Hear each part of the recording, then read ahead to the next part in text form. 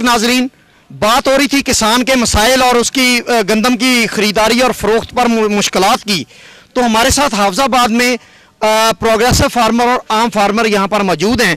हम ये चाहेंगे कि हम ये इनके ज़रिए इनकी आवाज़ पूरे पाकिस्तान में पहुँचाने की कोशिश करें कि ये किन मसाइल का शिकार हैं।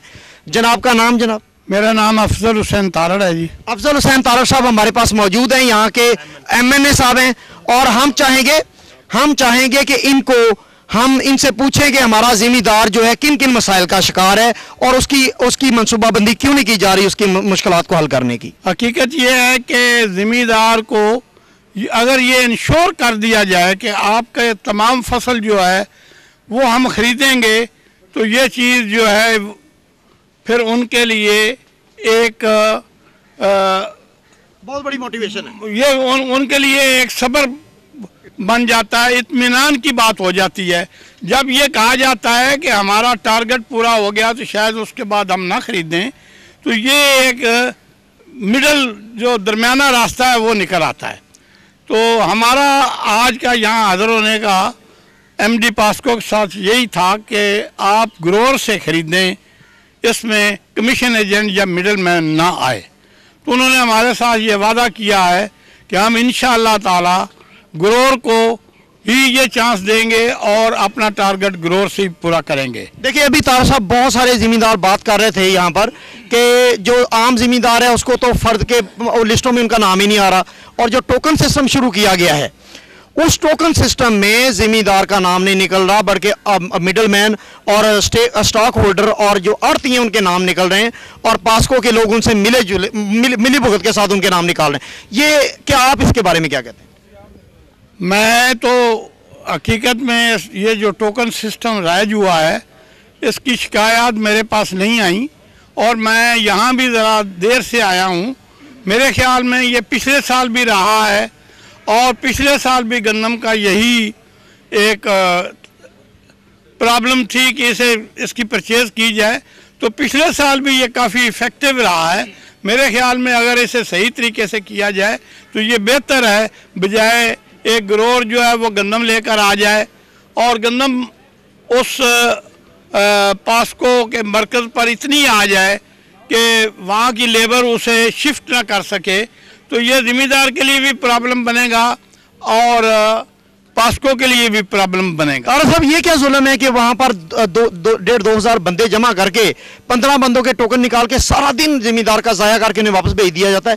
ये कोई सिस्टम नहीं नज़र आ रहा मुझे इसमें। अगर आप ये समझें कि गांव से एक आदमी चला जाए एतमाद लेकर और अपने सामने ये करवा ले, तो ये तरीका जो है ये भी हल हो सकता है।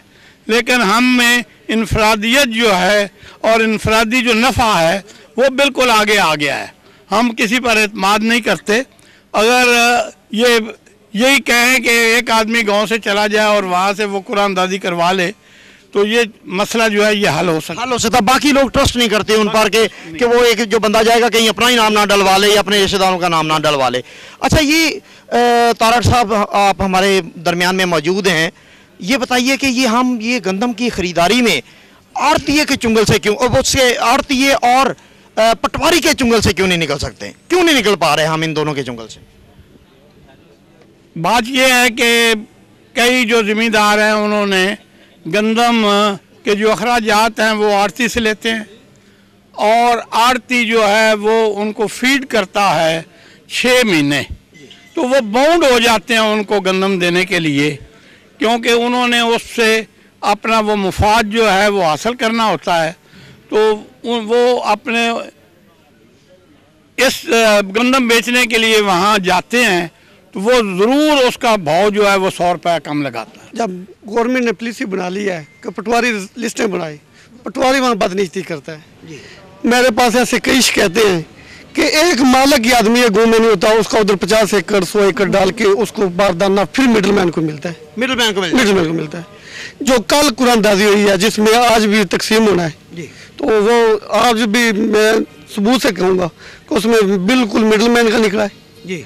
और उनका निकला कि जिनका उस गांव में मालिक ही नहीं, पटवारी उनकी लिस्टें बनाई है, उस पे बारदाना उनको दिया जा रहा है। अच्छा, पटवारी ने नाम डाल दिया। अच्छा, पटवारी पैसे लेके नाम डाल रहा है लोगों के, तल्लक भी होता है, पटवारी का पैसा भी होता है। और इसके बाद जब बारदाना लेने जाते हैं आप, वहां पर भी पैसों की डिमांड की जाती है? नहीं, वहां पर पैसों की डिमांड। आप क्या समझते हैं कि पटवारी के चुंगल से हम किस तरह बुजुर्गों, आपका नाम क्या है? मैं पहले इसमें तारा साहब से पहले अर्ज ये है कि जो जमीन का रिकॉर्ड है वो बगैर पटवारी के किसी के पास है ही नहीं, किसी के दूसरे आदमी के पास इसका रिकॉर्ड ही नहीं है। तारक साहब, हम इतने जब आप ग्रोवर का नाम लेते हैं तो ग्रोवर का रिकॉर्ड जो है वो पटवारी के पास है। ठीक है। उसमें अगर अच्छे आदमी भी हैं जो इसमें अंकी फक्की नहीं करते, सारी मछली या एक जैसी नहीं होती, कोई काली भेड़ें भी होती हैं, लेकिन असल में ग्रोवर का रिकॉर्ड जो है वो सिर्फ पटवारी के पास है, उसी के हम तो फैली हैं और उसी से लेना पड़ता है। नहीं, लेकिन क्या ये हम जैसे दुनिया पूरी चांद पर पहुंच गई है, हम आज तक क्या पटवारी से ये कंप्यूटराइज सिस्टम डेवलप नहीं कर सके कि हमें वहीं से डाटा मिल जाए, पटवारी के पास हर जिम्मेदार को ना जाना पड़े और उसको ना रिश्वत देनी पड़े और उसकी ना सिफारिशें करवानी पड़े? ये चीज़ गवर्नमेंट कर रही है और मेरे ख्याल में अगले 6 महीने या साल तक अल्लाह के फजल से ये पंजाब हुकूमत इससे निकल जाएगी। हमारा ज़िला बिल्कुल करीब करीब पहुंच गया है, वहाँ फीड हो गया है कंप्यूटर में हर मालिक का नाम, और इंशाअल्लाह ताला बड़ी जल्दी इस लानत से हम पाक हो जाएंगे। अच्छा, मैं ये जानना चाहूँगा आप दोस्तों से कि जो गंदम की खरीदारी है, बुजुर्गों आपसे मैं ये जानना चाहूँगा कि ये सिर्फ 8 बैग फी एकड़ दे रहे हैं बारदाना, तो बाकी गंदम का क्या बनता जिम्मेदार का? मैं गुजारिश करना कि जी 8 बोरियां दे रहे हैं फी एकड़ ते, ये कुछ भी नहीं बनता, त्रीजा हिस्सा है साडा। ठीक है। गंदम अल्लाह के फजलो करम से ऐसे मतलब साड़ी 25 बोरियां तक 22 बोरियां तक किले च हो रही है माशाल्लाह। दूजी गंदम जी असी किदे ले जाइए? बिल्कुल ठीक है। असी ओनू मंडी सड़ना मजबूर होके और सस्ते रेटां ते सस्ते रेटां दे विच ओनू बेचना है। किन्ना उथों रेट दा फर्क आ रहा है? उथों जी रोड दा फर्क जिहड़ा है तकरीबन 100-125 रुपया आ रहा है। 125 रुपया फी मन तुसीं फी मन जिहड़ा घट दे रहे हैं, लेकिन इन्होंने जो टोकन सिस्टम बनाया इहदे उक्के ही छोटे जिमीदार की बर्बादी हो रही है। जिमीदार छोटे जिमीदार की कोई सुनवाई नहीं। टोकन जी असी पिछे कणकां वड्डीए या सांभीए या पिछला करिए या जाके टोकन सारी दिहाड़ी लाइनां 'च खड़े या अगली फसल की तैयारी करिए, अगली फसल की तैयारी करिए। इस ज़रायत नूं सिर्फ तबाह करने का इरादा है। ये ਜਿਹੜੇ ਸਾਡੇ आला अफसर ने ਜਿਹੜੇ ना टोकन सिस्टम ਨੂੰ ਜ਼ਿਆਦਾ ਤਰਜੀਹ ਦਿੰਦੇ ਨੇ, ज़रायत ਨੂੰ बर्बाद करना चाहते हैं। ये सिस्टम सिर्फ पासको को होना चाहिए। पासको इंचार्ज ਜਿਹੜਾ है इत्थे वो बारदाना दे सकता है, कोई बाल तो नहीं जी, वो जो खरीदनी है ਉਹਨੂੰ इख्तियार दिते जाण। महकमे माल ਨੂੰ इख्तियार ਜਿਹੜਾ दे देंगे ने, ये बिल्कुल गलत गल करते हैं। ये सिर्फ सानू जिमीदारां ਨੂੰ जलील करना चाहते हैं कि 8 डंग जलील होंगे, आपे हक के बह जाएंगे, मजबूरी नाल फिर जाके मंडी ये माल बेचणगे ते सस्ता बेच के ते चलो फिर ओदे आड़तीयों को पैसे भी मेरे ख्याल से कोई महीना 2 महीने 3 महीने ठहर के तुहानू मिलदे। ਉਹ ਜੀ ਦਿੰਦੇ ਫਿਰ ਇਸੇ ਤਰ੍ਹਾਂ ਹੀ ਜਿਵੇਂ ਹੌਲੀ ਹੌਲੀ ਕਿਸ਼ਤਾਂ ਦੇ ਤੋੜ ਕੇ ਦਿੰਦੇ ਰਹੇ ਜੀ, ਉਹ ਸਾਨੂੰ ਪੈਸੇ ਵੀ ਪੂਰੀ ਰਕਮ ਨਹੀਂ ਮਿਲਦੀ। और ओदे नाल अगली ਤੁਹਾਡੀ फसल ਜਿਹੜੀ ਉਹਦੀ इनपुट सब जी बिल्कुल साडा नुकसान है। ज़रायत दा है ही नुकसान, ज़रायत दा बड़ा मतलब जिमीदार दा भी नुकसान है तो पाकिस्तान दी ज़रायत दा भी नुकसान है। साडे नाल मौजूद हैं एक होर दोस्त बुजुर्ग हस्ती साडे नाल मौजूद हैं, अमानुल्लाह साहब, अमानुल्लाह चट्ठा साहब, एक किसान बोर्ड दे सदर हैं हाफजाबाद दे। ते असी चाहांगे कि इन्हां को भी पुछिए कि चट्ठा साहब तुसी की समझदे जे कि किस तरह निज़ाम दी बेहतरी आ सकती है और की प्रॉब्लम्स हैं? निज़ाम की बेहतरी के लिए बुनियादी चीज़ ये है कि गंदम की कटाई शुरू होने से पहले तमाम काश्तकारों को उनकी फहरिस्तें पहले ही महकमा माल के पास होती हैं, उनको बारदाना टोकन सिस्टम हो, जो भी तरीक़ेकार इख्तियार हो, उनको तकसीम कर दिया जाए, टोकन उनको दे दिए जाए, उनको पता हो कि इतना बारदाना हमें मिलेगा गंदम की हार्वेस्ट करने से पहले ताकि जब हार्वेस्टिंग हो तो वो उसमें महफूज करके रख लें। अगर उनकी बारी नहीं आती है, बारी जो कहते हैं ना कि हैंडल नहीं किया जा सकता, तो हैंडल करने का ये है कि उनको बारियां दे दें कि आप यकम तारीख से आएंगे, आप 2 को आएंगे, आप 4 को आएंगे। अब इन्होंने टोकन उस वक्त तकसीम करने शुरू किए हैं जब 75% गंदम जो है वो कट चुकी है और वो खेत में पड़ी है, बेआसरा खेत में पड़ी है, या 900-950 रुपए में वो बेच चुके हैं, सस्ती बेचने पर मजबूर हो गया, 125 तक रुपए, बल्कि बाद 150 रुपए तक कम कीमत लेकर वो बेचने पर। आप ये कहना चाह रहे हैं कि बारदाना मार्च में दे देना चाहिए? मार्च में या अप्रैल के वस्त से पहले। और दूसरी चीज़ यह है कि जो वहाँ पड़ी है गंदम वो वहाँ नहीं पड़ी रहेगी, वही आकर पासको पर बिकेगी। जब इनका टारगेट पूरा नहीं होगा ज़मींदार के पास तो होगी नहीं। अब 25% बाकी है, उन सबको बारदाना अगर दे भी दें, जो नहीं दे रहे वो भी टोकन सिस्टम पर हो रहा है, तो वो ले भी लें। बाकी जो उन्होंने टारगेट है वो वहीं से आड़तियों से पूरा करने, जिन्होंने 950 रुपये में 900 रुपये में खरीदी है वो 100-150 रुपया मुनाफा कमाएंगे, और ज़मींदार जिसके लिए ये सारा इंतजाम है वो बेचारा महरूम रह जाएगा। आपका मतलब कहने का ये है कि वो सस्ती लेके जिमीदारों की इन्वेस्टमेंट से ही पास्को को देंगे, उनसे पैसे वापस लेके जिमीदारों में थोड़े थोड़े करके देंगे, लेकिन अपना प्रॉफिट अपनी जेब में डाल लें। और हिकमत अमली या पॉलिसी की ये खराबी है, ये पॉलिसी अगर थोड़ी सी तब्दील कर ले पास्को। क्या पॉलिसी होनी चाहिए? पॉलिसी यही है ना कि कटाई से पहले बारदाना जो है उनको मिल जाए या टोकन मिल जाए, और वो बारदाने जिस वक्त कटाई करें उस वक्त बारदाना उनके पास मौजूद हो, उसमें वो महफूज करके वो बेशक घर रख लें अपने में, और बारी आने पर वहाँ फरोख्त करें। लेकिन ये जो है कि जब कटाई वो कर चुके होते हैं और उसके कई दिन बाद ये शुरू करते हैं सारी स्कीम, ये भी जैसा मैं अर्ज किया पिछले हफ्ते इन्होंने शुरू किया 5 तारीख को। जी बिल्कुल।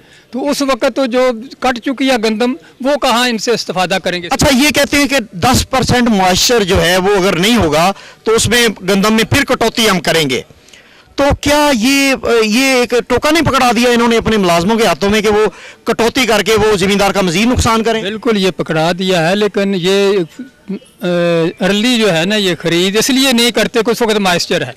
हालांकि अगर वो मेयार इन्होंने रखना भी है तब भी वो जिमींदार अपने घर में उसे रख सकता है खुश्क होने तक, मॉइस्चर कम होने तक, बजाय वो खेत में पड़ा रहे या बेच दे। खेत में ही पड़ा रहना मुश्किल होता है, उसका नुकसान होता है। वो तो कहता है जैसे आने पौने सब बेचो, और फिर पैसे की भी जरूरत होती है, अगली फसल भी लगानी है उसकी, फिर खाद बीज भी लेना है। हाँ बिल्कुल, वो मुकम्मल ही नहीं हो सकता इतनी वो फसल रखने का, ना उसकी हिफाजत हो सकती है ना पैसे के बगैर वो गुजारा कर सकते। इसका मतलब ये है चट्टा साहब के आम जिमीदार दिन ब दिन नीचे जा रहा है और जो बासर लोग हैं वो फायदे उठाए जाते हैं। जी हाँ बिल्कुल, ये जो कारोबारी लोग हैं और फिर महकमे की गलत हिकमत अमली की वजह से, वरना पैसा उतना ही खर्च होगा महकमे का, हुकूमत को उतने ही फंड देने पड़ेंगे, अमला भी सारा उतना ही होगा, सब कुछ होगा, लेकिन फायदा जिम्मेदार। जामिया मनसूबाबंदी कर ली जाए तो यही निज़ाम बेहतर हो सकता है, बल्कि बेहतर होना चाहिए। ऐसे महकमों को तकवीयत मिलनी चाहिए और तोसी मिलनी चाहिए इनको, लेकिन वो काम ठीक तरीके से नहीं कर रहे। जी, आप हमारे साथ मौजूद हैं यहाँ दोस्त, आपसे हम जानेंगे कि क्या समझते हैं आप कि ये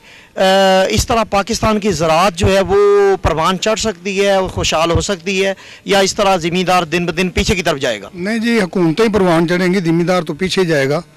जो ख़ास तौर पे अब हुकूमतें चल रही हैं यही परवान चढ़ेंगी, इन्हीं के कारोबार बढ़ेंगे, हम तो पीछे जाएंगे।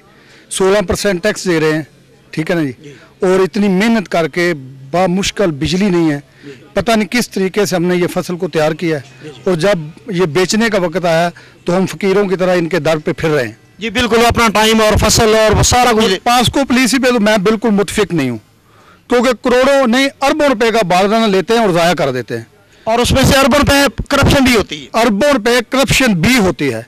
और इसका सिस्टम जो है ना वो सारे का सारा चेंज होना चाहिए। सारी दुनिया में सैलो वगैरह लगे हैं, वहाँ पे बेहतर निज़ाम बना है। मैं कहता हूँ इनको भी मखसूस एरिया पे सैलो लगाने चाहिए, कंप्यूटर कंडे लगाने चाहिए, और 24 घंटे गंदम को अनलोड किया जाए। जी बिल्कुल ठीक है ना जी। और उसके बाद ये है कि जो बंदा गंदम मॉइस्चर चेक किया जाए, बेशक टीमें बने जो मॉइस्चर उस खेत में चेक करें और उसके बाद कटाई की इजाज़त दें। जी बिल्कुल ठीक है, ठीक है नहीं। उसके बाद जो 24 घंटे हमारी गंदम जो है ना वो अनलोड हो, उसकी 3 क्वालिटियाँ बने, एक्सपोर्ट क्वालिटी, पाकिस्तान मिल क्वालिटी और पाकिस्तान फीड मिल क्वालिटी। ठीक है, ठीक है नहीं। बारदाने वाला झंझट खत्म होना चाहिए, वो खत्म होना चाहिए। तारक साहब, मैं आपकी तरफ दोबारा आऊँगा। माशाल्लाह हुकूमत में रहे हैं, आपने पॉलिसियाँ बनाई भी हैं और पॉलिसियाँ बनते टूटते देखी भी हैं। क्या होना चाहिए कि ज़मींदार का भला हो जाए और ज़मींदार की बेहतरी हो? यहाँ पर शुरू से ही इंडस्ट्री को ज़्यादा नवाजा गया और एग्रीकल्चर को पीछे रखा गया। ये तकरीबन कई साल जो भी पॉलिसियाँ बनती रहीं उसमें ज़मींदार का जो फ़ायदा है वो बिल्कुल क्रश किया गया। तो मेरे ख़्याल में हमारा ज़री मुल्क है और यहाँ के ज़राइत जो है वो बहुत ऊपर जा सकती है अगर आदमी इसको इनिशिएट दे।